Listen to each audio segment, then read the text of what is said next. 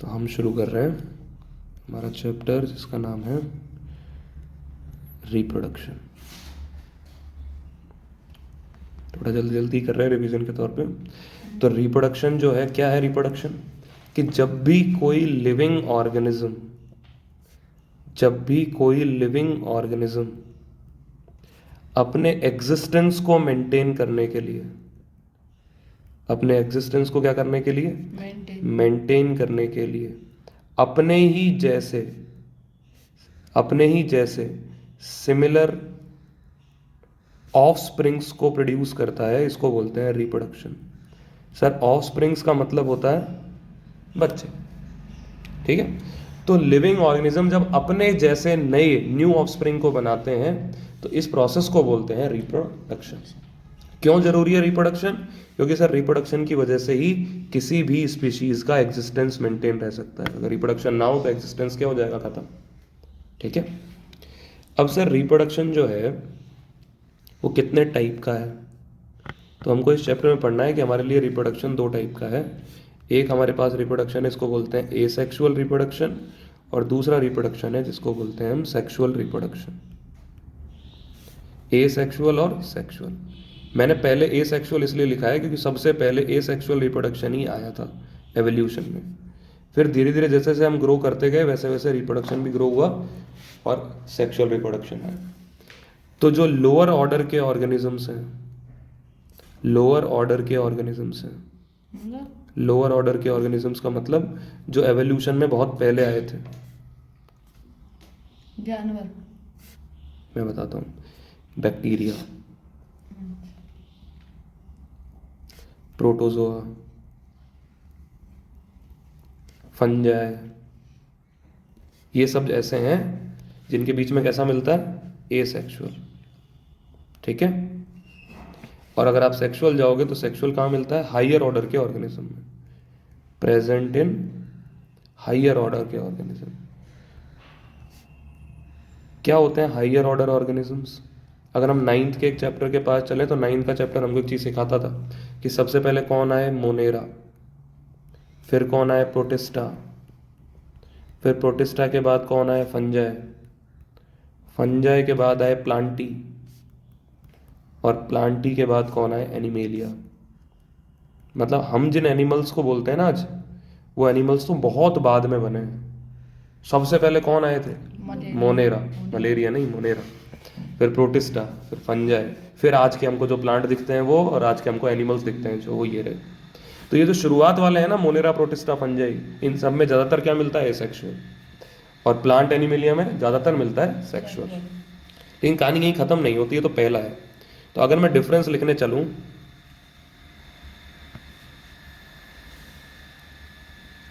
तो एक तरफ मैं लिख देता हूँ एसेक्सुअल और दूसरी तरफ मैं लिख लेता हूँ सेक्सुअल। तो पहला डिफरेंस ये है कि एसेक्सुअल रिप्रोडक्शन वो रिप्रोडक्शन होता है जिसमें सिंगल पेरेंट इज रिक्वायर्ड, जिसमें एक पेरेंट ही चाहिए होता है, एक पेरेंट ही अपने आप में नए ऑफस्प्रिंग बना लेता है। लेकिन सेक्सुअल रिप्रोडक्शन में टू पेरेंट्स आर रिक्वायर्ड, दो पेरेंट चाहिए, एक मदर एक फादर, मेल और फीमेल। ठीक है सर। दूसरा क्या होता है कि सर इसमें कोई भी गैमीट फॉर्मेशन नहीं होता, गैमीट फॉर्मेशन एब्सेंट होता है इनमें। लेकिन क्योंकि यहाँ पे मेल है तो मेल क्या बनाएगा? मेल गैमीट, और फीमेल क्या बनाएगा? Female gamete.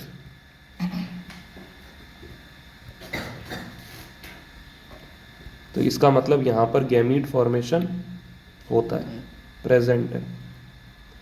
उल्टे ही चलते हैं, एक कह रहा है नहीं है तो दूसरा कहेगा है। ठीक है सर, अगला चलते हैं कि सर अगर गैमीट एसेक्सुअल वाले में अगर हम चलें, अगर गैमीट वहाँ पर बना ही नहीं है, यहाँ पे गैमीट बना ही नहीं है, तो फ्यूज़न ऑफ गैमीट भी नहीं होता। जब गैमीट बने ही नहीं है तो वो आपस में एक दूसरे से मिल भी नहीं पाएंगे, तो fusion of gamete is absent. लेकिन क्योंकि सेक्सुअल वाले में गैमीट बने हैं, मेल भी और फीमेल भी, तो यहाँ पर क्या होता है? मेल गैमीट और फीमेल गैमीट का फ्यूज़न होता है, और ये दोनों फ्यूज होके मिलके जाइगोट बनाते हैं। और यहीं पे एक इक्वेशन या यहीं पे एक डेफिनेशन आती है कि सर यहाँ पर fusion of gamete takes place, और गैमीट का फ्यूजन होना, गैमीट का मिल जाना, which is known as fertilisation. Gamete का फ्यूजन को ही क्या कहते हैं हम? फर्टिलाइजेशन। तो सर कुल मिला के मैं यह कह सकता हूं कि इधर फर्टिलाइजेशन एब्सेंट है और यहां फर्टिलाइजेशन प्रेजेंट है। अब होता क्या है कि सर कुल मिला के हमने सीखा कि ए सेक्सुअल वाले में एक ही पेरेंट चाहिए, ए मतलब एक, और सेक्सुअल वाले में 2 पेरेंट चाहिए। तो सर सारी इन्फॉर्मेशन जो नई ऑफस्प्रिंग बनेगी, जो नया बच्चा बनने वाला है, उसमें सारी इन्फॉर्मेशन कहाँ से आ रही है? एक ही पेरेंट से। और जब एक ही पेरेंट इन्फॉर्मेशन देगा तो सारी इन्फॉर्मेशन उसी पेरेंट की गई है, तो बनने वाला ऑफस्प्रिंग भी बिल्कुल हूबहू उसी का जैसा बनेगा। लेकिन क्योंकि सेक्सुअल रिप्रोडक्शन है, उसमें 2 जगह से इन्फॉर्मेशन गई है, मेल से भी और फीमेल से भी, तो इन्फॉर्मेशन जब 2 जगह से जाएगी तो वो इन्फॉर्मेशन जाके मिक्स हो जाएगी। तो जो नया ऑफस्प्रिंग बनेगा वो मेल जैसा भी होगा, फीमेल जैसा भी होगा, लेकिन एग्जैक्टली किसी एक के जैसा नहीं होगा। हम हमारे मदर जैसे भी हमारे कुछ ट्रेट्स हैं, कुछ फादर जैसे भी हैं, लेकिन हम दोनों के जैसे ही नहीं दिखते, दोनों से सिमिलर दिखते हैं। तो इसी वजह से क्या होता है कि जब आप ए सेक्सुअल के पास जाते हो तो ए सेक्सुअल में जितने भी ऑफस्प्रिंग बनते हैं तो उनको हम बोलते हैं ऑफस्प्रिंग्स आर आइडेंटिकल। आइडेंटिकल मतलब हूबहू, यूं के यूं, आइडेंटिकल विद देयर पेरेंट्स, यूं के यूं अपने पेरेंट जैसे ही दिखते हैं, बिल्कुल ऐसा लगता है क्लोन बना दिया आपने, ठीक है। लेकिन सर यहां पर आप क्या जाओगे, अगर आप सेक्सुअल रिप्रोडक्शन में आओगे तो यहां आप लिखते हो ऑफस्प्रिंग्स आर सिमिलर। आइडेंटिकल नहीं, सिमिलर मतलब कुछ कुछ सिमिलैरिटीज उनमें आपको मिलेंगी, लेकिन बिल्कुल वैसे के वैसे नहीं होंगे, ठीक है सर। इसका मतलब ये है कि ए सेक्सुअल वाले में जो नए ऑफस्प्रिंग बने हैं वो बिल्कुल उन्हीं की जैसे दिखते हैं, इसलिए वेरिएशंस आर एब्सेंट। भिन्नताएं नहीं है, लेकिन यहां पर वेरिएशंस आर प्रेजेंट। और क्योंकि सेक्सुअल रिप्रोडक्शन में वेरिएशन प्रेजेंट होते हैं, वेरिएशंस की वजह से ही सेक्सुअल रिप्रोडक्शन से बनने वाले ऑर्गेनिज्म ज़्यादा एडेप्टिव होते हैं, और इसी वजह से इनके चांसेस ऑफ सर्वाइवल ज़्यादा हैं। सर्वाइवल के चांस क्या हैं? ज़्यादा। जबकि यहाँ पर वेरिएशन नहीं है, इसलिए यहाँ पर ये इनके पास एडेप्टेशंस कम होते हैं, ये लेस एडेप्टिव होते हैं, और एडेप्टेशंस कम होने की वजह से इनके सर्वाइवल के चांसेस बहुत कम होते हैं।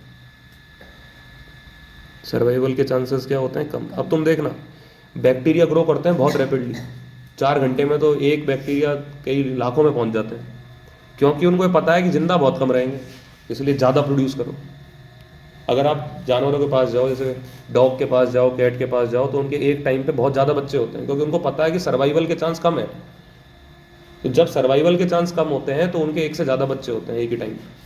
हम ह्यूमंस में सर्वाइवल के चांस बहुत ज़्यादा हैं, क्योंकि हमारे पास पूरी मेडिकल फैसिलिटी है और हमारा एवोल्यूशन भी इस तरीके से हुआ है, इस वजह से हमारे पास एक टाइम पे एक ही होता है, या फिर ज़्यादा से ज़्यादा 2 हो सकता है।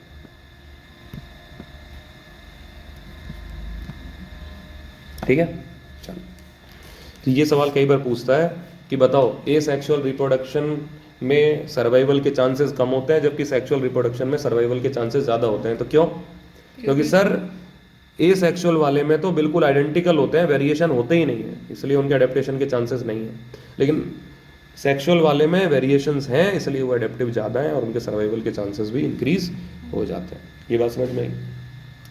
अब हमारे पास जब सवाल आता है एग्जाम में, तो सर ए सेक्सुअल से कितने टाइप के क्वेश्चन आ सकते हैं? तो मैं बताता हूँ ए सेक्सुअल रिप्रोडक्शन जो है वो हमारे सिलेबस में कितने टाइप का दे रखा है। सबसे पहले हमको दे रखा है फिजन। पहले कौन सा दे रखा है? तो सबसे पहला फिजन, उसके बाद है बडिंग, उसके पास है बडिंग, बडिंग के बाद है रीजनरेशन। कौन है? रीजनरेशन। रीजनरेशन के बाद आता है फ्रेगमेंटेशन,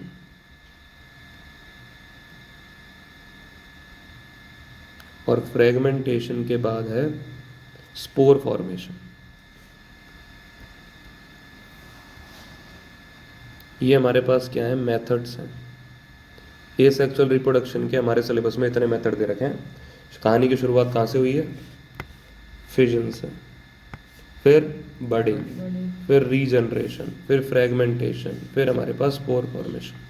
सवाल क्या आते हैं सर, या तो इनमें से किसी एक को लिख के दे देगा वो सवाल में कि सर बताओ फिजन को एक्सप्लेन कर दो, बडिंग को एक्सप्लेन कर दो, रीजनरेशन को एक्सप्लेन कर दो। लेकिन ज़्यादातर सवाल आते हैं कि सर किस में कौन सा मिलता है, फिजन किस में मिलता है, बडिंग किस में मिलता है, रीजनरेशन किस में मिलता है। तो अगर आप फिजन के पास जाएंगे तो मैं इसके एग्जांपल यहीं लिखता हुआ चल रहा हूँ, फिर आपको एक एक्सप्लेन करता चलूँगा। फिजन आपको मिलता है अमीबा में, और फिर आपको मिलता है प्लाज्मोडियम में।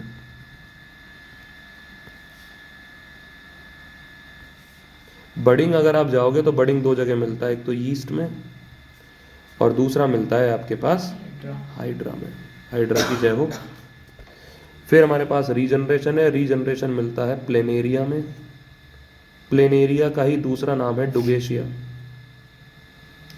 डुगेशिया, जरूरत पड़े तो काम में लेना। फिर हमारे पास आता है फ्रेगमेंटेशन, फिर आता है स्पोर फॉर्मेशन, ये मिलता है राइजोपस में।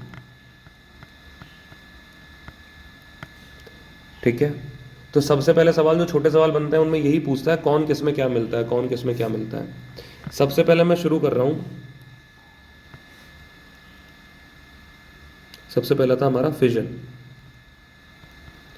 फिजन जो टाइप है रिप्रोडक्शन का, उसमें क्या होता है कि जो पेरेंट सेल होती है ना, ये मेरे पास कौन है, पेरेंट सेल। पेरेंट सेल के पास खुद का क्या है, न्यूक्लियस, और फिर ये क्या है बाकी सब में, फिर सर क्या बना हुआ है, साइटोप्लाज्म भरा हुआ है। तो सबसे पहले न्यूक्लियस डिवाइड करता है, और न्यूक्लियस के डिवाइड होने को बोला जाता है कैरियोकाइनेसिस। काइनेसिस का मतलब है टूटना, और कैरियो मतलब न्यूक्लियस। तो सबसे पहले न्यूक्लियस डिवाइड करना शुरू करता है। देखो कैसे करता है कि सर ये न्यूक्लियस और ये कितने टुकड़े बन गए न्यूक्लियस के, दो, लेकिन अभी दोनों अलग नहीं हुए। फिर थोड़ी देर बाद क्या होगा, ये दोनों टुकड़े अलग हो जाएंगे। अब एक टुकड़ा ये हो गया और एक टुकड़ा ये हो गया, दो न्यूक्लियस बन गए। अब ये न्यूक्लियस क्या कह रहे हैं कि सर हमको अलग अलग सेल दो। तो जैसे ही न्यूक्लियस डिवाइड हो जाएंगे वैसे ही अब एक नई स्टेप शुरू होती है जिसको बोलते हैं साइटोकाइनेसिस। साइटोकाइनेसिस का मतलब है काइनेसिस टूट रहा है, साइटो मतलब सेल। अब सेल टूटेगी, पूरा पूरा सेल मेम्ब्रेन। तो अब देखो सेल की स्ट्रक्चर थोड़ी देर बाद ऐसी हो जाएगी, बहुत बढ़िया, गुलाबी दिल। एक न्यूक्लियस इसके पास, एक न्यूक्लियस इसके पास, और सेल टूटते टूटते एक टाइम के बाद दोनों सेल क्या हो जाएंगी, अलग अलग। तो एक सेल ने टूट के दो सेल बना दी। ये कौन है, हमारी प्रोजेनी या ऑस्प्रिंग। प्रोजेनी को भी यही कहते हैं हम। बात समझ में आई।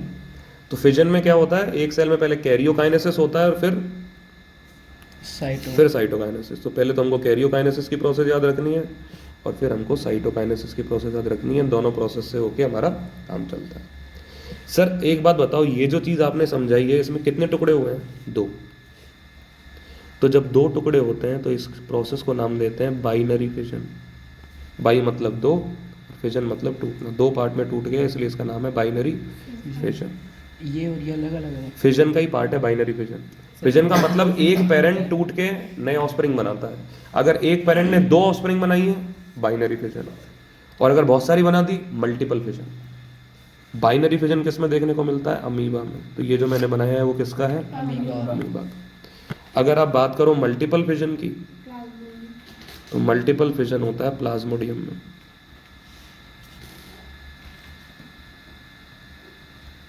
तो दो एग्जांपल लिखाए थे, एक में मल्टीपल फिजन है और एक में बाइनरी। यहाँ पे क्या होता है कि सर प्लाज्मोडियम में एक सेल है, सेल ने पहले क्या किया, कैरियोकाइनेसिस, और कैरियोकाइनेसिस की वजह से क्या बन गए, बहुत सारे न्यूक्लियस।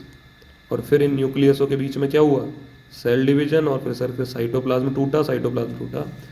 तो कुल मिला के इस एक प्लाज्मोडियम के अंदर दुनिया भर के क्या बैठे हैं, न्यूक्लियस और ये सेल टूट के बैठी हैं। फेवरेबल कंडीशन जब आएगी तब ये आउटर स्ट्रक्चर फट जाएगी और ये सारे के सारे सेल फ्री हो जाएंगे। इंतजार करते हैं ये यार फेवरेबल कंडीशन है, कहीं ऐसा ना हो बहुत ज़्यादा टेम्परेचर बाहर चल रहा है या बहुत ज़्यादा ह्यूमिडिटी बाहर नहीं है। अच्छी फेवरेबल कंडीशन आती है तब ये स्ट्रक्चर प्लाज्मोडियम की स्ट्रक्चर फट जाती है और ये बहुत सारे प्रोजेनी रिलीज हो जाते हैं। एक टाइम पे बहुत सारे प्रोजेनी बनते हैं। तो जैसे ही इसको क्या मिलेगी फेवरेबल कंडीशन, फट जाएगा ये। ये फट जाएगा और ये सारे के सारे क्या हो जाएंगे फ्री। एक टाइम पे बहुत सारे बन गए इसलिए इसका नाम है मल्टीपल। ये आया था ट्यूशन हमारे। ठीक है। अब उसके बाद हम चलते हैं बडिंग पे कि सर बडिंग में क्या होता है। तो बडिंग वो प्रोसेस है जिसमें जो पेरेंट होता है, पेरेंट की बॉडी पे एक बड़ी सी आउटग्रोथ, एक छोटी सी आउटग्रोथ बन जाती है। एक छोटी सी आउटग्रोथ बन जाती है, उस आउटग्रोथ को हम नाम देते हैं बड। और ये बड ग्रो करती करती करती एक टाइम के बाद क्या बना देती है, न्यू ऑफस्प्रिंग बना देती है। क्या बना देती है, न्यू ऑफस्प्रिंग बना देती है। तो ग्रो करके न्यू ऑफस्प्रिंग बना देता है। कैसे बना देता है तो चलो शुरू करते हैं। हम पढ़ रहे हैं एक बार हाइड्रा में कैसे हो रहा है सब कुछ।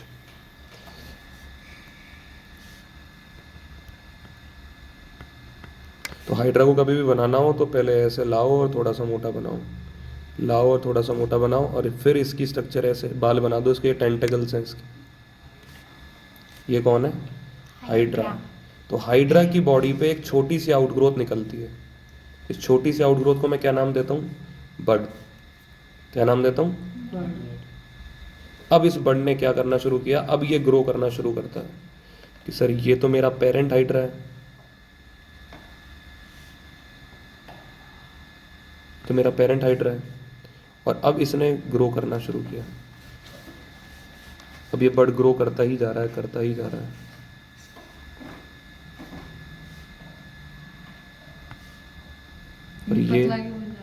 और ये भी क्या करता जा रहा है, ग्रो करता जा रहा है। एक टाइम कैसा आएगा,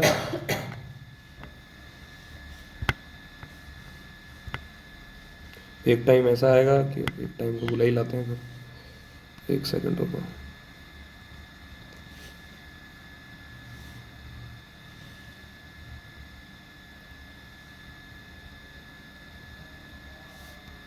तो एक टाइम कैसा आएगा, एक टाइम ऐसा आएगा जब ये अच्छा खासा ग्रो हो जाएगा और अच्छा खासा ग्रो होने के बाद जैसे ही फेवरेबल कंडीशन इसको मिलेंगी, बस चलता हूँ, दुआओं में याद रखना, ये अपने पेरेंट की बॉडी से अलग हो जाएगा। तो पेरेंट ये रहे और ये हमारे पास कौन बन गया, सेम बन जाएगा। ये सेम का सेम न्यू ऑफस्प्रिंग। एक ही पेरेंट ने बना दिया, बस एक आउट ग्रोथ हुई थी, इसका नाम था बड, और ये बड ने ग्रो कर कर करके एक नया ऑफस्प्रिंग, न्यू ऑफस्प्रिंग बना दिया। एक ही बना रहा है इसलिए ये सेक्सुअल टाइप का है। तो ये हाइड्रा में इस तरीके से, साथ भी सेम चीज होगी। हाँ इसके साथ भी सेम चीज़, फिर इसकी बॉडी में भी बड बनेगा, फिर उससे बड से फिर नया एक ही बनता बर्ड है। बनता है कि बस जिंदगी में? नहीं ऐसा नहीं है जिंदगी में, खूब सारे बड ठीक है। अगला हमारे पास कभी कभी हमसे एग्जाम्पल करवा लेता है यीस्ट का। यीस्ट क्या है, अगर आप यीस्ट के पास जाएंगे तो यीस्ट मोनोसेलुलर, ऐसे लिखो यूनिसेलुलर फंजाई है। ये ऐसा फंगस है जिसके पास एक ही सेल है, और जिसके पास एक ही सेल हो ना उसको बस गोला करके बना दिया करो कि सर ये कौन था, मेरा नॉर्मल यीस्ट था, ये इसका न्यूक्लियस था, ये साइटोप्लाज्म भरा हुआ है, ये न्यूक्लियस है। इसकी बॉडी पे क्या हुई, एक आउटग्रोथ, इस आउटग्रोथ को फिर क्या नाम दूंगा, बड। अब ये बड बड़ी होती जाएगी। तो बड का एक ही काम है, नाम है बड और इसका काम है बड। तो ये बढ़ती रहती है, ये और बड़ी हो गई, फिर सर ये और बड़ी हो जाएगी, जब तक पेरेंट से जुड़ी रहेगी, जब तक कौन सी कंडीशन नहीं आ जाएंगी, फेवरेबल कंडीशन। फेवरेबल कंडीशन आते ही चलते हैं दुआओं में। याद नहीं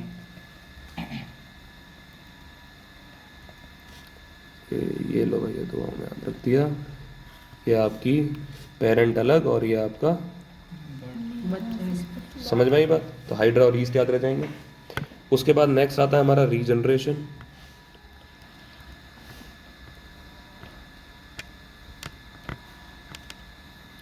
रीजनरेशन होता है हमारा प्लेन एरिया में।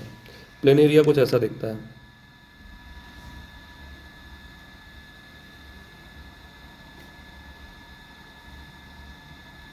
ये कौन है?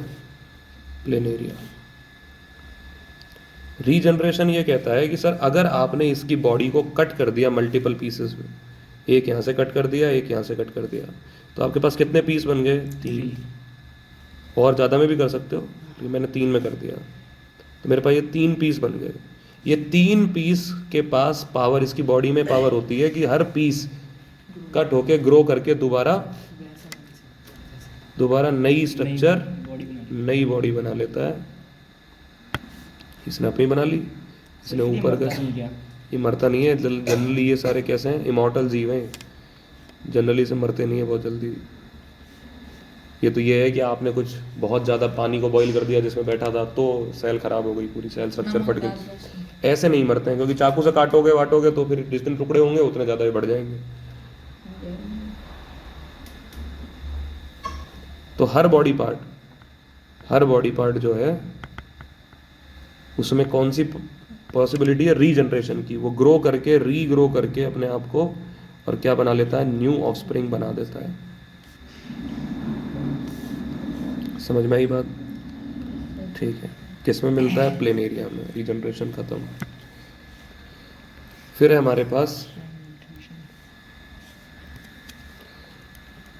अगला है हमारा फ्रेगमेंटेशन। देखो फ्रेगमेंटेशन काफ़ी सिमिलर है रीजनरेशन का। रीजनरेशन में क्या हो रहा था? रीजनरेट हो रहा था फिर। तो रीजनरेशन में क्या हो रहा था? रीजनरेशन में हो रहा था सर, जिस भी बॉडी पार्ट को आप काटोगे वो दोबारा रीग्रो करके रीजनरेट होकर नई बॉडी बना लेगा। लेकिन ये जनरली मिलता है एनिमल्स में। अगर आप फ्रेगमेंटेशन के पास जाओगे तो फ्रेगमेंटेशन का एग्जाम्पल है स्पायरोगायरा। इसमें भी वही बात होती है कि सर ये स्पायरोगायरा की बॉडी है और सर ये स्पायरोगायरा की जो बॉडी है, इसके जितने टुकड़े आप करोगे, ये आपने बीच में से काट दिया, तो जितने भी टुकड़े आप करेंगे ये टुकड़े दोबारा से रीग्रो होके क्या बना लेंगे? ओरिजिनल स्पायरोगायरा को बना लेंगे। तो ये रीग्रो करके क्या बना लेंगे? ओरिजिनल स्पायरोगायरा को बना लेंगे। तो फ्रेगमेंटेशन मतलब बॉडी में फ्रेगमेंट में टूट गई बॉडी और हर फ्रेगमेंट ने रीग्रो करके क्या बना दिया? हर फ्रेगमेंट ही किसकी तरह काम करने लग गया? मानो तुम तो स्पायरोगायरा की तरह। ठीक है, रीग्रो हो या ना हो, जो भी फ्रेगमेंट टूटेगा वो फ्रेगमेंट ही किसकी तरह काम करने लग जाएगा? स्पायरोगायरा की तरह। और लास्ट में हमारे पास आता है कौन? Spore formation. और ये जो आपका स्पोर फॉर्मेशन है, ये स्पोर फॉर्मेशन किस में देखने को मिलता है? राइजोपस। कि सर इस तरह की स्ट्रक्चर्स होती हैं राइजोपस के पास।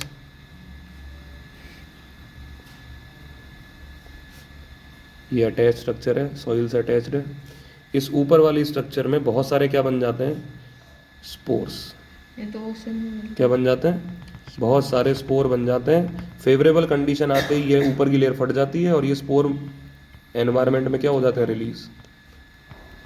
ये स्पोर बिल्कुल बीज की तरह काम कर रहा है, जहाँ भी जाएगा ये सॉइल इसको मिलेगी और ये फिर क्या बना देगा? नया राइजोपस। लेकिन ये सीड नहीं है, क्योंकि सीड कहाँ बनता है? सीड बनता है सेक्सुअल रिप्रोडक्शन। तो अगर ये सीड की तरह काम कर रहा है, सीड को भी जमीन में बोते हैं और वो जर्मिनेट होकर क्या बना देता है? नया प्लांट।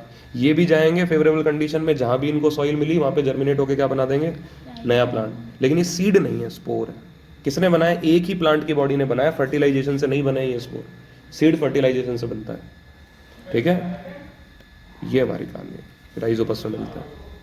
ठीक है सर, अब हम चलते हैं थोड़ा आगे। अब हम आ जाते हैं सबसे पहले फ्लावर में, सॉरी फ्लावर नहीं, प्लांट में। कि सर अब हम पढ़ने जा रहे हैं रिप्रोडक्शन इन प्लांट्स।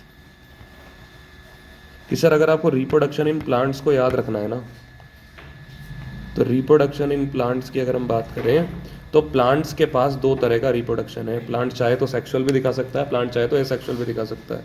तो प्लांट जब एसेक्सुअल दिखाना चाहता है ना, तो उसको बोलते हैं वेजिटेटिव प्रोपगेशन। क्या बोलते हैं उसको? Vegetative propagation. और सेक्सुअल तो नॉर्मली वो दिखाता ही है। तो पहले एक बार बात कर लेते हैं वेजिटेटिव प्रोपगेशन की, फिर बात कर लेंगे हम सेक्सुअल वाले की। सेक्सुअल में कौन काम आता है? फ्लावर। तो देखो, अगर फ्लावर बन रहा है और फ्लावर की वजह से रिप्रोडक्शन हुआ है तो वो सेक्सुअल है, और बिना फ्लावर के अलावा अगर किसी बॉडी पार्ट से रिप्रोडक्शन हुआ है तो वो वेजिटेटिव प्रोपेगेशन। कि सर ये क्या होता है वेजिटेटिव प्रोपेगेशन? वेजिटेटिव प्रोपेगेशन होता है कि सर प्लांट की किसी बॉडी पार्ट से, प्लांट के किसी बॉडी पार्ट से अगर नया प्लांट बन रहा है, प्लांट के अगर किसी बॉडी पार्ट से अगर नया प्लांट बन रहा है, न्यू प्लांट बन रहा है, तो इसी को हम बोलते हैं वेजिटेटिव प्रोपेगेशन। कि सर हर चीज के पास, हर चीज की दो तरह की ग्रोथ होती है, दो तरह के उसके ऑर्गन्स होते हैं, एक सोमैटिक और एक सेक्सुअल ऑर्गन्स। जो रिप्रोडक्शन का काम करते हैं वो सेक्सुअल ऑर्गन्स हैं, जो सिर्फ बॉडी की ग्रोथ का काम करते हैं, बॉडी के लिए काम में आते हैं, रिप्रोडक्शन के काम में नहीं आते, वो सोमैटिक या वेजिटेटिव पार्ट होता है। अब वेजिटेटिव पार्ट में कौन कौन है? Sir stem, sir leaf, sir root. अगर ये सब पार्ट को आपने लिया और इन सब पार्ट से क्या बना दिया, इन सब पार्ट से ही नया ऑस्प्रिंग बन गया, नया प्लांट बन गया। जैसे अगर मैं जाऊं तो मैं गया पोटैटो के पास कि सर जब भी आप पोटैटो को बनाओगे ना, पोटैटो को देखना कभी, पोटैटो पुराने हो जाते हैं ना तो उनके ऊपर आईज आ जाती हैं, बर्ड से निकल जाती हैं आईज।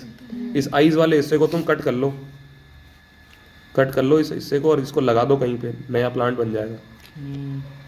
पोटैटो। हाँ, अब पोटैटो में बीज नहीं है ना, सीड है क्या उसमें? नहीं है, लेकिन सिर्फ पोटैटो के किसी एक पार्ट से आपने बना लिया। पोटैटो में आईज होती हैं।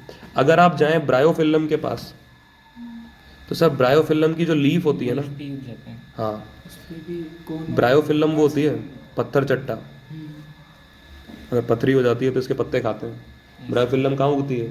स्टोन पे, पत्थरों पे ही उगती है और पत्थरों को गला देती है, इसलिए लोगों को लगता है खाने पे पथरी को गला देगी। तो ब्रायोफिल्म की जो लीफ है, इस लीफ के टुकड़े को अगर आप कहीं ग्रो कर दो तो पूरा प्लांट बना देगी। लीफ के साइड में भी तो उग जाते हैं वो। हाँ, ठीक है। अगर आप चाहें तो आपने रोज का पेड़ देखा होगा, रोज के पेड़ को क्या करते हैं? ग्राफ्टिंग कर देते हैं हम उसकी। कोई बात नहीं, इस उम्र में ऐसा ही होता है। चलो, ग्राफ्टिंग क्या होती है कि सर इसकी एक टहनी, कि सर ये ब्रांच जा रही थी, ये ब्रांच हमने यहाँ से कट कर ली और इस ब्रांच को ही लगा दिया। ये ब्रांच ही थोड़े दिन बाद क्या बन जाती है? ब्रांच में जड़ आ जाती है और ये पेड़ की तरह काम करने लग जाता है। तो या तो बीज उगा के किसी को बनाओ, बीज उगा के बनाओगे तो बीज जहाँ पर है, फ्लावर जहाँ पर है, वो तो सेक्सुअल है। लेकिन अगर प्लांट की किसी बॉडी से काम चला लिया, जैसे पोटैटो, या फिर ब्रायोफिल्म की लीफ से काम चला लिया, रोज की ग्राफ्टिंग कर दी, तो ये सब क्या है? Vegetative propagation. इंपॉर्टेंस क्या है इसकी, क्यों पढ़ते हैं इसको इतना? इंपॉर्टेंस ये है कि सर सबसे पहले तो वो प्लांट जो कैसे हैं, सीडलेस, जिनमें बीज बनते ही नहीं है, उनके लिए तो ये ब्रह्मास्त्र है कि अगर बीज बन ही नहीं रहे हैं तो सेक्सुअल रिप्रोडक्शन हो नहीं सकता। आलू में बीज नहीं बन रहे, कैसे करेंगे? तो फिर क्या करें? उनके लिए ब्रह्मास्त्र। दूसरा कि सर बनने वाले जितने, ये कौन सा टाइप का है? वेजिटेटिव है, सेक्सुअल तो नहीं है। सेक्सुअल में तो वेरिएशन आ जाती है, तो इनमें वेरिएशन भी नहीं आ पाती। बिल्कुल कैसे बनता है नया पेड़? बिल्कुल आइडेंटिकल टू द पेरेंट। तो अगर आपके पास कोई बहुत अच्छी वैरायटी है, बहुत सुपीरियर वैरायटी है कोई, कि यार ये बहुत अच्छी वैरायटी है और आप उसको प्रिजर्व करना चाहते हो, आप चाहते हो नहीं यार यही वाली उगाऊं, तो सुपीरियर वैरायटी है, तो उसमें आप क्या कराओ? Vegetative propagation.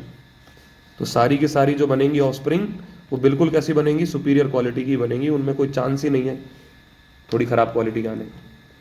सेक्सुअल रिप्रोडक्शन में तो क्या होता है? मदर फादर दोनों के कैरेक्टर्स आते हैं, तो एक का कैरेक्टर अच्छा है, एक का खराब है, तो मिक्स हो जाएंगे। लेकिन ये तो एसेक्सुअल टाइप का ही एक तरीके से, एक ही पेरेंट से सब कुछ बनना है, तो अगर पेरेंट सुपीरियर क्वालिटी का है, वैरायटी का है, तो ऑफस्प्रिंग भी सारी सुपीरियर ही बनेगी। और तीसरा कि एक नॉर्मल पेड़ को अगर आप देखोगे तो कोई भी प्लांट हो इस दुनिया का, वो सबसे पहले क्या करता है? अपनी फिजिकल ग्रोथ पूरी करता है, फिर उसके बाद उसकी रिप्रोडक्टिव ग्रोथ होती है, उसमें फ्लावर आने लगते हैं, फिर फ्लावर के बाद उसमें फ्रूट बनने लगते हैं, फ्रूट के अंदर सीड होता है, सीड को कहीं ले जाओगे, ज़मीन में पानी वानी दोगे तब वो जर्मिनेट होगा, जर्मिनेट होगा तब जाके वो थोड़ा सा उगेगा, फिर उसमें के भी कई सालों बाद क्या बनेगा? प्लांट। तो क्या ये sexual reproduction is a time taking process? इसमें टाइम लगता है। लेकिन सर ए सेक्सुअल में तो आपको किसी की ज़रूरत ही नहीं है, आप तो सीधा क्या करो? एक आलू ले, उसके 1000 टुकड़े करे, सारे के सारे उगा दिए, लो बन गए आलू के 1000 पेड़ तैयार हो गए। तो क्या कर सकते हैं? Huge number of plants can be produced या made in a short period of time. बहुत कम टाइम में आप बहुत सारी वैरायटी बना सकते हो। तो अगर किसी वैरायटी को प्रिजर्व करना है कि यार ये खत्म होने वाली है, तो उनको आप वेजिटेटिव प्रोपगेशन से बहुत कम टाइम में बहुत सारे प्लांट बना सकते हो। और ऐसा नहीं है कि जो वो प्लांट बनेगा वो जिंदगी में कभी सेक्सुअल रिप्रोडक्शन कर ही नहीं पाएगा। प्लांट वैसा का वैसा ही बनेगा जैसा बनता है, उसमें भी फूल आएंगे। वो चाहेगा तो सेक्सुअल भी कर पाएगा, लेकिन तुम चाहो तो वेजिटेटिव भी करवा सकते हो। रोज़ के फ्लावर के, रोज़ के बीज लाओ, छिड़क दो, रोज़ की खेती हो जाएगी। अब मुझे और पेड़ बनाने हैं तो या तो बीज लाओ या फिर वो रोज़ की टहनी को काट के लगा दो। दोनों ऑप्शन होते हैं प्लांट के पास। इनके फंक्शन समझ में आए? तो जब प्लांट की बॉडी से ही कुछ नया ऑफस्प्रिंग बन जाए तो वो है वेजिटेटिव प्रोपगेशन। पोटैटो की आई से हो जाता है, ब्रायोफिल्लम की लीफ से हो जाता है, रोज़ को ग्राफ्टिंग कर देते हैं। और सर अगर सीडलेस प्लांट है तो सबसे ज़्यादा इंपॉर्टेंट है बनाना में सीड नहीं होते, हालांकि नीचे लगा रहता है लेकिन वो प्रॉपर सीड नहीं है। तो इस तरह के पेड़ जो सीडलेस होते हैं उनके लिए तो सर वेजिटेटिव प्रोपगेशन बहुत बढ़िया है। कोई सुपीरियर क्वालिटी है आपको प्रिजर्व करके रखना है, मेंटेन करके रखना है, बहुत जरूरी है। ह्यूज नंबर ऑफ वैरायटी बहुत कम टाइम में आप बना सकते हो। अब आते हैं हम प्लांट में सेक्सुअल रिप्रोडक्शन कैसे होता है। तो अगर आप प्लांट के पास आओगे तो उसका सेक्सुअल ऑर्गन, रिप्रोडक्टिव ऑर्गन कौन है? फ्लावर। प्लांट का सेक्सुअल या रिप्रोडक्टिव ऑर्गन क्या है? फ्लावर। तो एक बार फ्लावर की बात कर लेते हैं कि फ्लावर दिखता कैसे है। कि सर अगर आप फ्लावर के पास जाओगे तो मैं आपको बता देता हूँ, फ्लावर के पास सबसे पहले आपको कुछ ग्रीन लीव्स टाइप की स्ट्रक्चर मिलेंगी। हर फ्लावर के पास क्या होती हैं, जब भी कोई फ्लावर को तोड़ोगे तो एक दो ग्रीन लीव्स उसके साथ ही रहती हैं। ये जो ग्रीन लीव्स होती हैं इनको हम नाम देते हैं सेपल। क्या नाम देते हैं? सेपल। फिर सर बात शुरू होती है कलरफुल की। फिर उसके पास कुछ कलरफुल क्या होती हैं? स्ट्रक्चर। उसके पास कुछ इस तरह की कलरफुल स्ट्रक्चर, पंखुड़ियाँ होती हैं जो एक्चुअल में कैसी होती हैं, ये जो कलरफुल पार्ट है इसका, इसको बोलते हैं पेटल। पेटल कैसी लीव्स होती हैं? Colourful leaves. और ये कलरफुल क्यों होती हैं? क्योंकि सर कलरफुल होने से ये इंसेक्ट्स को अट्रैक्ट कर पाते हैं। क्यों जरूरी है इंसेक्ट को अट्रैक्ट करना, वो अभी हम सीखेंगे कि सर इंसेक्ट को ईजिली अट्रैक्ट कर लेते हैं। तो सेपल ग्रीन लीव्स हैं, उसके बाद हमको मिलेंगे पेटल जो कि कलरफुल हैं। उसके बाद फिर हमको जो स्ट्रक्चर मिलेंगी वो हमको मिलेंगी कुछ ऐसी। उसके बाद हमको मिलेगा मेल रिप्रोडक्टिव ऑर्गन। इनको क्या मिलेंगे फिर? Male reproductive organ. इसको हम नाम देते हैं, मेल रिप्रोडक्टिव ऑर्गन को स्टेमन। क्या नाम देते हैं? मैन से याद रह जाएगा स्टेमन। और बिल्कुल बीचों बीच आपको मिलेगा फीमेल रिप्रोडक्टिव ऑर्गन, जिसका सबसे निचला हिस्सा जो है वो फूला हुआ है, फिर एक नली जैसी स्ट्रक्चर निकल रही है और फिर ये थोड़ी फैल गई। ये जो आपको बिल्कुल अंदर ही अंदर मिला है इसका नाम होता है पिस्टल। इसका नाम क्या होता है? पिस्टल। ये बन गया हमारा पिस्टल। तो सबसे बाहर सेपल, पेटल, स्टेमन और पिस्टल। तो अगर आप किसी भी फ्लावर के पास जाओगे तो सबसे बाहर आपको हमेशा कौन मिलेगा? सेपल। सेपल के बाद कौन मिलेगा? पेटल। पेटल कलरफुल होता है इंसेक्ट को अट्रैक्ट करने के लिए। फिर आपको मेल रिप्रोडक्टिव ऑर्गन मिलेगा स्टेमन, और स्टेमन के बाद आपको मिलेगा फीमेल रिप्रोडक्टिव ऑर्गन सबसे अंदर पिस्टल। कौन मिलेगा? पिस्टल। ठीक है सर। अब मैं एक एक करके बात कर लेता हूँ सर। अगर मैं मेल रिप्रोडक्टिव सिस्टम की बात करूँ, अगर मैं स्टेमन की बात करूँ, तो स्टेमन उस डायग्राम में मैंने कुछ ऐसा बनाया है कि सर यहाँ से निकल रहा है और ऊपर आके इस तरह की एक स्ट्रक्चर बना रहा है। तो सर स्टेमन के दो पार्ट होते हैं। कितने पार्ट होते हैं? दो। ये जो इसका पार्ट है जो फिलामेंट जैसा दिख रहा है, इसको ही बोलते हैं फिलामेंट, धागे जैसा। और जो ऊपर ये जो स्ट्रक्चर आपको दिख रही है, स्पेसिफिक स्ट्रक्चर, इसको बोला जाता है एंथर। एंथर के अंदर क्या होते हैं? बहुत सारे पॉलन ग्रेन्स, और यही पॉलन ग्रेन्स हैं जो आपके मेल गैमीट हैं। समझ में आई बात? ये मेल गैमीट की तरह काम करते हैं। अगर मैं जाऊं पिस्टल के पास, तो मैंने अभी पिस्टल को बनाया, और पिस्टल के कितने हिस्से हैं? तीन। सर नीचे वाला हिस्सा फूला हुआ है। नीचे वाला हिस्सा कैसा है? फूला हुआ है। फिर इससे एक नली बन के यहाँ से निकल रही है, और सर ये ऊपर जाके चपटी सी स्ट्रक्चर में कन्वर्ट हो जाती है। तो ये जो सोलन पार्ट है इसको बोलते हैं ओवरी। कैसी होती है? सोलन। फिर एक ट्यूब लाइक स्ट्रक्चर है, इसको हम बोलते हैं स्टाइल।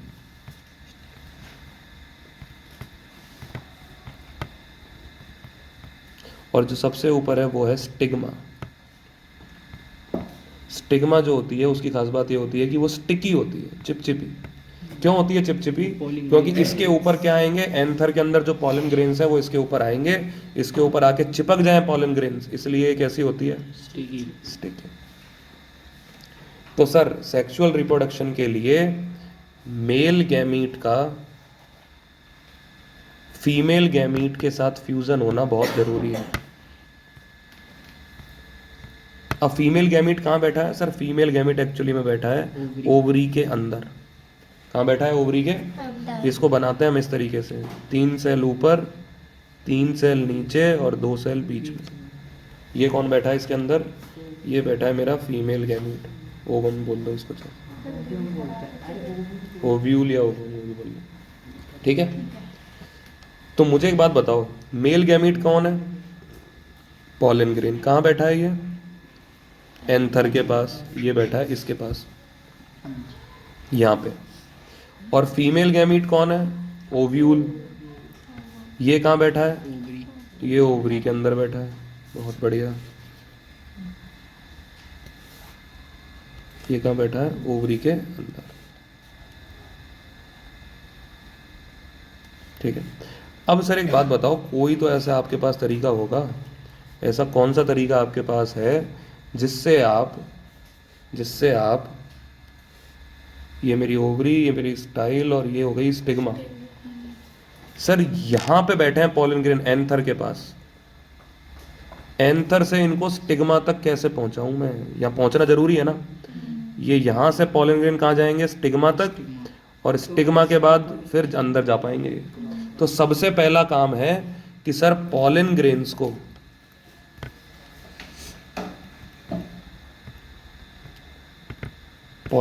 को आप ट्रांसफर करो। पॉलन ग्रेन्स को क्या करो? ट्रांसफर। और कहाँ से कहाँ करो पॉलन ग्रेन का ट्रांसफर? कि सर पॉलन ग्रेन का ट्रांसफर करो एंथर से स्टिग्मा के पास। और यहीं से हमारी एक डेफिनेशन आई कि transfer of pollen grains from anther to stigma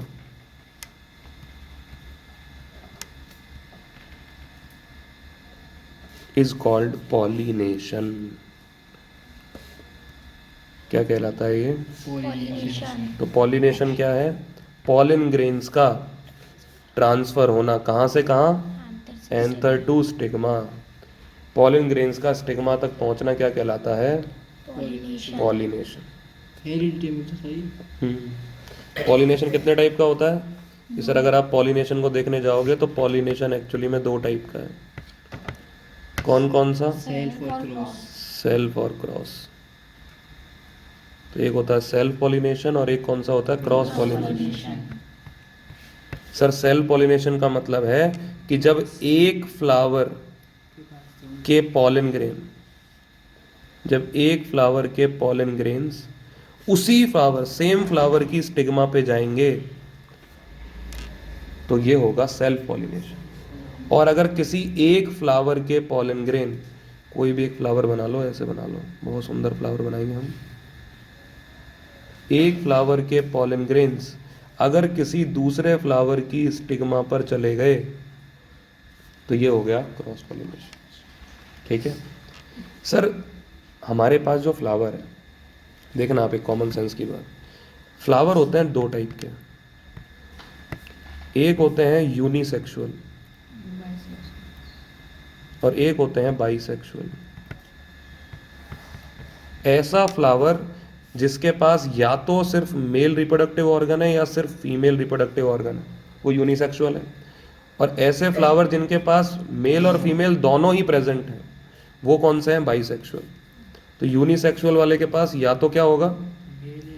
या तो मेल होगा या फिर फीमेल होगा, और इनके पास मेल और फीमेल दोनों ही होते हैं। तो जो फ्लावर ऐसा है जिसके पास मेल और फीमेल दोनों रिप्रोडक्टिव ऑर्गन है, उसके पॉलन ग्रेन उसी की स्टिग्मा पे इजीली जा सकते हैं। तो एक ही फ्लावर है, उसमें मेल भी है फीमेल भी है, तो इजीली क्या हो सकता है, सेल्फ पॉलिनेशन। क्रॉस आप कराना चाहो तो कभी भी करवा सकते हो, वो कोई दिक्कत नहीं।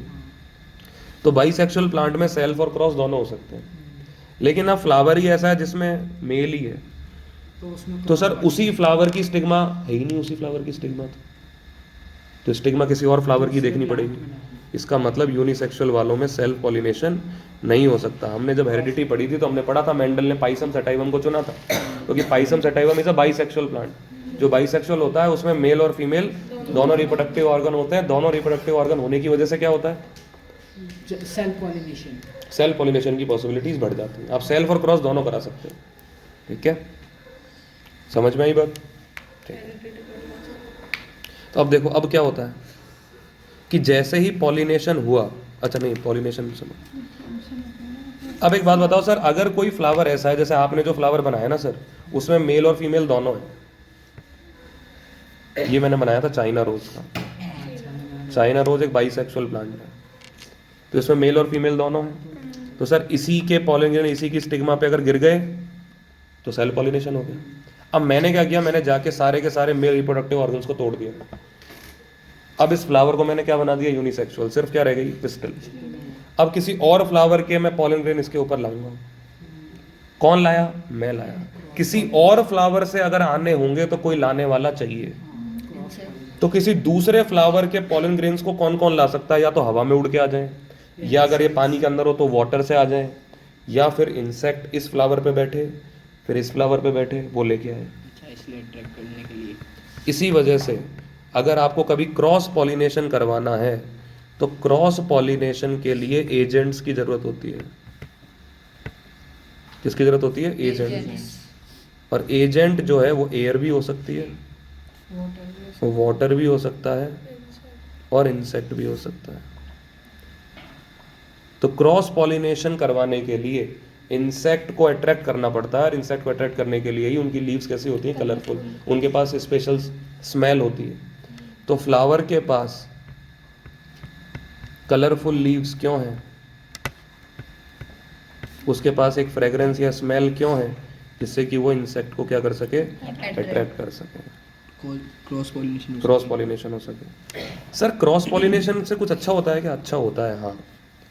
कि सर जब एक फ्लावर के पॉलन ग्रेन उसी फ्लावर की स्टिग्मा पर गिरेंगे तो कुछ खास ज़्यादा वेरिएशंस नहीं आएंगे। लेकिन जब क्रॉस पॉलिनेशन होता है तो एक अलग है, एक पेरेंट अलग है, दूसरा पेरेंट अलग है, समझ रहे हो? तो यहाँ पर थोड़े वेरिएशंस के चांसेस ज़्यादा होते हैं, और वेरिएशन ज़्यादा हैं तो सर अडेप्टेबिलिटी भी ज़्यादा है। समझ में आई बात? ठीक है, ये हो गया हमारा। अब हुआ क्या कि कुल मिला के आपके ये कौन थी, ये आपकी ओवरी, इस ओवरी से ये निकल रही है आपकी स्टाइल, कौन निकल रही है, स्टाइल, और ये कौन है, स्टिग्मा। इस स्टिग्मा पर क्या हुआ, थोड़ा इसको और थोड़ा सही बनाते हैं।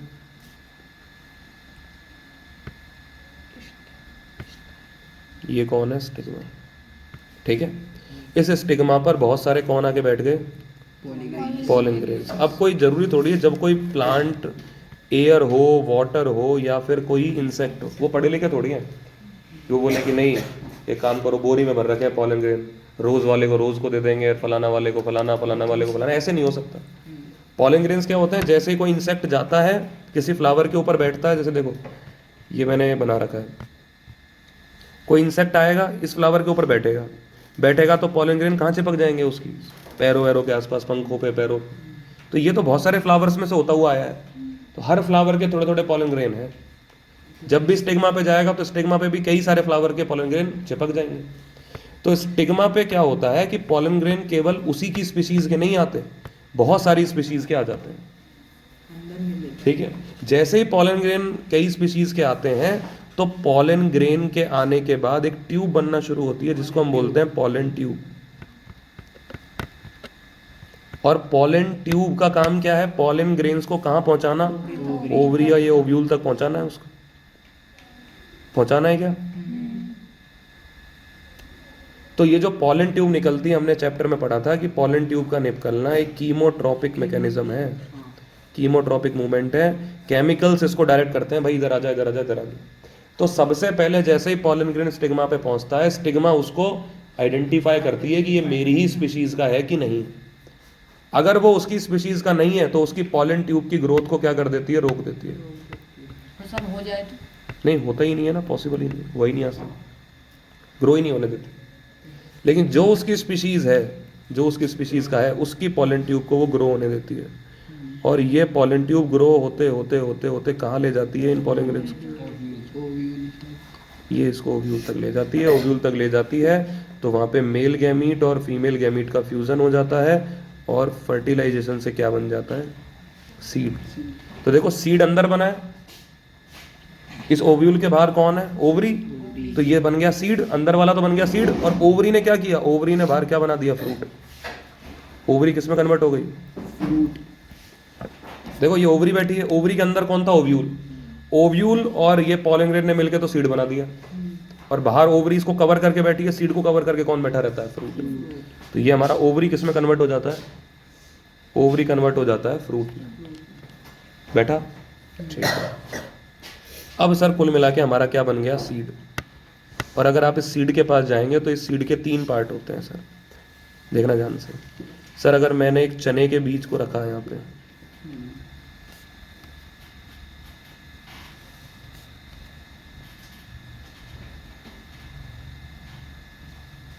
गुलाबी दिल नहीं चाहिए भाई, चलो ऐसे ही बना लेते हैं।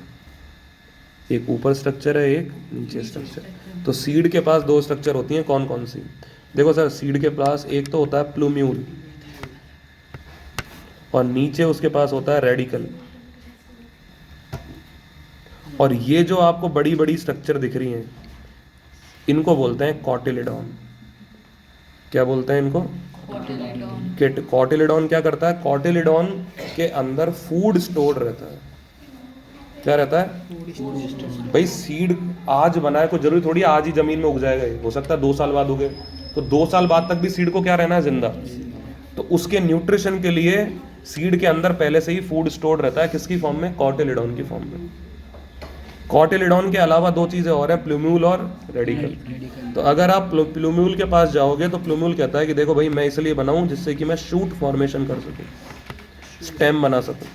तो उगूंगा तो मैं क्या बना दूंगा, स्टेम। और रेडिकल किस लिए बना है, रूट के लिए, रूट फॉर्मेशन के लिए। तो सीड के पास कितने हिस्से थे, 3। तीनों को मैं ऐसे बना देता हूँ। देखो क्या हो गया भैया,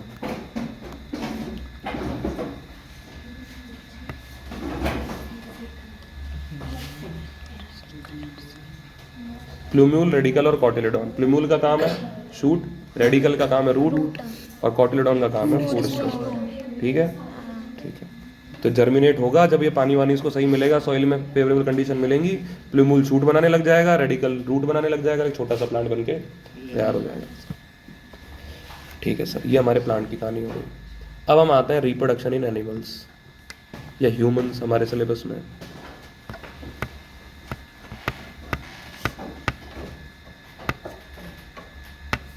रिप्रोडक्शन इन ह्यूमंस।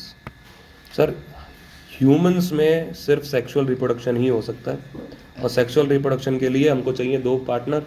एक होता है मेल, तो हम एक पहले पढ़ेंगे मेल रिप्रोडक्टिव सिस्टम, और फिर पढ़ेंगे फीमेल रिप्रोडक्टिव सिस्टम।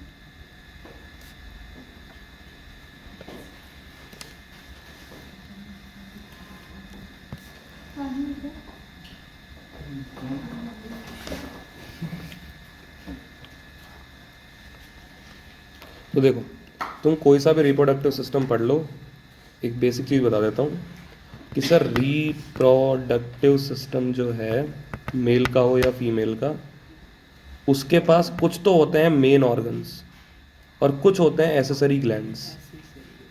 ठीक है, तो जो मेन रिप्रोडक्टिव ऑर्गन है, मेन रिप्रोडक्टिव ऑर्गन है, उसके साथ उसकी हेल्प करने के लिए कुछ एसेसरी ग्लैंड्स, कुछ ग्लैंड साथ में रहते हैं, उनको हम डिटेल में भी पढ़ने वाले हैं।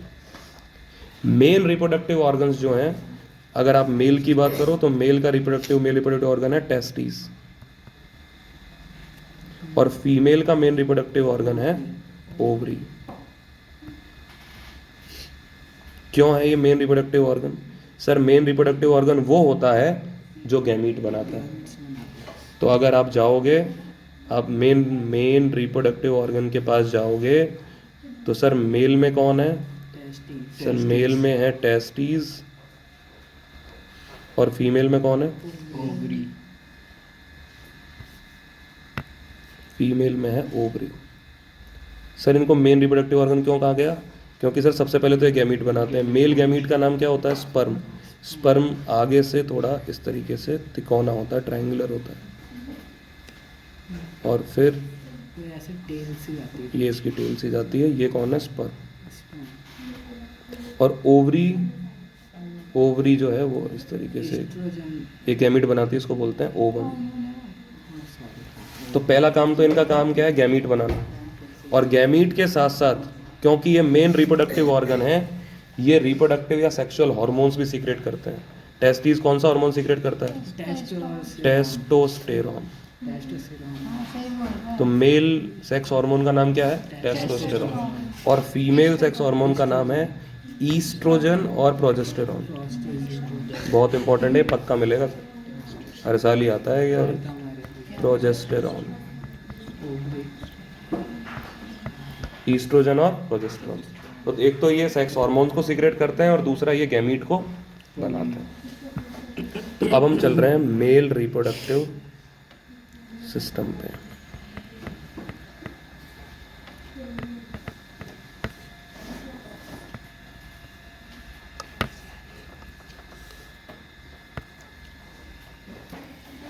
हम चल रहे हैं मेल रिप्रोडक्टिव ऑर्गन्स के पास। देखो sir, main male reproductive organ कौन है? टेस्टिस। तो सर टेस्टीज जो है वो बॉडी, ये रहा ये टेस्टीज, ये बॉडी के बाहर एक स्किन की लेयर में बंद रहता है। इस स्किन की लेयर को हम बोलते हैं स्क्रोटम। क्या बोलते हैं इसको? स्क्रोटम। और स्क्रोटम के अंदर कौन है? टेस्टीज। कहाँ लिखे हैं इसको? यहाँ लिख देते हैं। देखो ये रहा टेस्टीज। टेस्टिस स्किन की लेयर के बाद, ठीक है, ये हमारी एब्डोमेन कैविटी के बाहर रहता है। किसके अंदर? स्क्रोटम के अंदर। सर क्यों रहता है स्क्रोटम के अंदर? क्योंकि सर स्क्रोटम का टेम्परेचर बॉडी के टेम्परेचर से 2 से 3 डिग्री कम रहता है। क्या रहता है? 2 से 3 डिग्री कम रहता है। जिससे कि क्या हो? जिससे कि अब ये स्पर्म फॉर्मेशन को हेल्प मिलती है। ठीक है, तो बॉडी के टेम्परेचर से 2 या 3 डिग्री सेल्सियस स्क्रोटम का टेम्परेचर कम रहता है। ये जो टेस्टीज है, इससे एक नली निकलती है, एक मेम्ब्रेनस नली। इस मेम्ब्रेनस नली को बोला जाता है एपिडिडाइमस। एपिडिडाइमस। एपिडिडाइमस क्या बोलते हैं इसको? एपिडिडाइमस ऊपर चल के एक नली बनाती है, जिसको हम बोलते हैं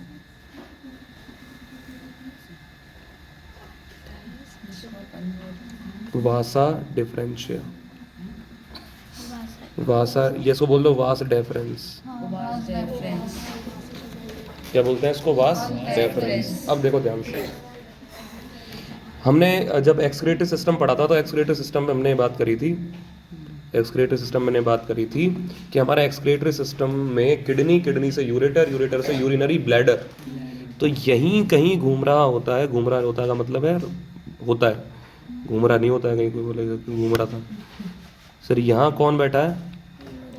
यूरिनरी ब्लैडर। ये 2 ओपनिंग किसकी हैं? ये 2 ओपनिंग है यूरेटर की। यहाँ से क्या आ रहा है? यूरिन आ रहा है। यहाँ से आ रहा है यूरेटर। कौन आ रहा है? यूरेटर। तो देखो ये कौन है? यूरेटर। और ये कौन बैठा है हमारा? Urinary bladder. कौन बैठा है? Urinary bladder. सर ये जो मेरी वास डेफरेंस है, ये चलती हुई जाती है, और ये जो यूरेटर है ना, यूरेटर, इसके ऊपर से ऐसे कॉइल करती हुई वापस आती है। टच नहीं करती इसको, लेकिन इसके ऊपर से होते हुए आती है अंदर की साइड से। देखो ये कौन है? यूरेटर। यूरेटर से ऐसे ऊपर। यहाँ नीचे से आ रही है और इसके ऊपर से होती हुई जाती है, मतलब टिकी हुई होती है, मान लो इसे। तो ये आई वास डेफरेंस। वास डेफरेंस यहाँ आई तो आते ही इसको एक ग्लैंड मिली, इसका नाम था सेमाइनल वेसाइकल। यहाँ पर एक ग्लैंड मिली, इस ग्लैंड का नाम था सेमाइनल वेसाइकल।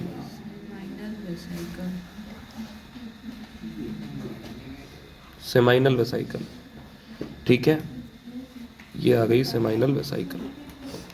सेमाइनल वेसाइकल से थोड़ा सा और आगे चलोगे, ये क्या, सेमाइनल वेसाइकल से थोड़ा सा और आगे चलोगे तो ये कौन था, ये यूरिनरी ब्लैडर से निकलने वाली नली और ये हमारी वास डेफरेंस, दोनों मिलके एक ही नली में कन्वर्ट हो जाती हैं। ये कहाँ हो जाती हैं, एक ही नली में कन्वर्ट हो जाती हैं। और इस नली में कन्वर्ट होने से जस्ट पहले, यूरिनरी ब्लैडर के जस्ट थोड़ा सा पास में, यहाँ हमको एक और ग्लैंड मिलती है जिस ग्लैंड का नाम होता है प्रोस्टेट। प्रोस्टेट ग्लैंड, कौन सी ग्लैंड मिलती है, प्रोस्टेट ग्लैंड। अब सर ये देखो, ये वाली जो डक्ट बनी है, वास डेफरेंस किसको लेके आ रही थी, स्पम्स को। टेस्टिस का काम है स्पम्स बनाना, और यहाँ यूरिनरी ब्लैडर में क्या था, यूरिन। तो यूरिन और स्पम्स दोनों का पाथवे एक ही हो गया अभी।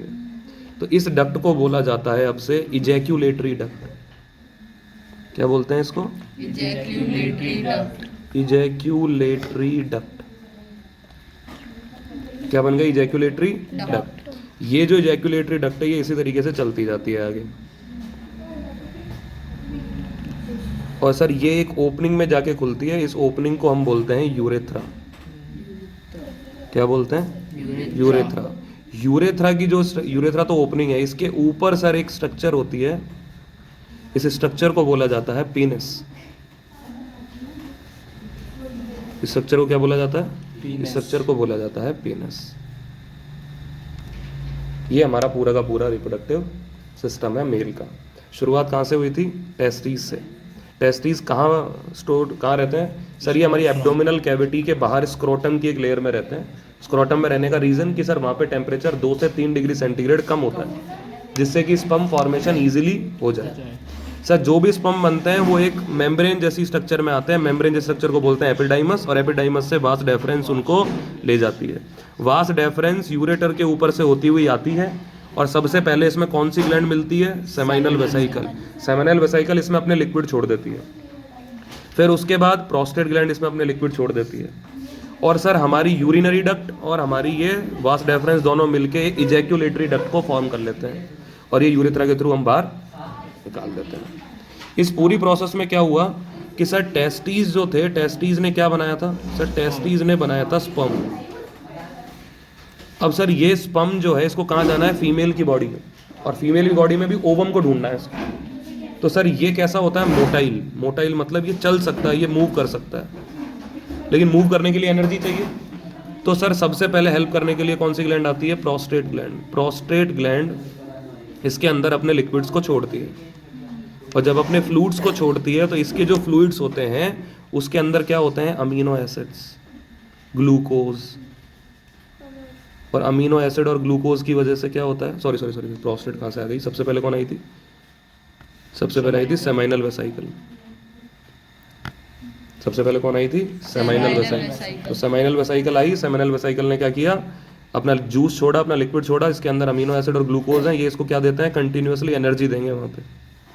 और फिर थोड़ा सा आगे चल के फिर इसको कौन मिलेगी, प्रोस्टेट ग्लैंड, और प्रोस्टेट ग्लैंड इसको सीक्रेट करेगी, और प्रोस्टेट ग्लैंड सीक्रेट करती है एक वाइट थिकी कंसिस्टेंसी का लिक्विड, जिसकी वजह से इसकी एक स्पेसिफिक स्मेल होती है। तो प्रोस्टेट ग्लैंड की वजह से इसको क्या मिलती है, स्मेल। तो जब स्पर्म्स के अंदर सेमिनल वेसाइकल और प्रोस्टेट ग्लैंड के लिक्विड मिल जाते हैं तो कुल मिला के एक जो कंपाउंड बनता है उसको बोलते हैं हम सीमेन। क्या बोलते हैं, सीमेन। उसको बोलते हैं सीमेन। तो मेल जो है वो सिर्फ स्पर्म को रिलीज नहीं करता, वो किसको रिलीज करता है, सीमेन को। सर सीमेन बनने की जरूरत क्यों आई, क्योंकि सर स्पर्म को फीमेल की बॉडी के अंदर जाना है, ओवम तक चल के जाना है, तो उसको एनर्जी के लिए सेमिनल वेसाइकल ने अपना लिक्विड छोड़ दिया, और उसकी कंसिस्टेंसी को इंप्रूव करने के लिए, उसको एक स्पेसिफिक स्मेल देने के लिए प्रोस्टेट ग्लैंड ने अपना लिक्विड उसको दिया है। ठीक है।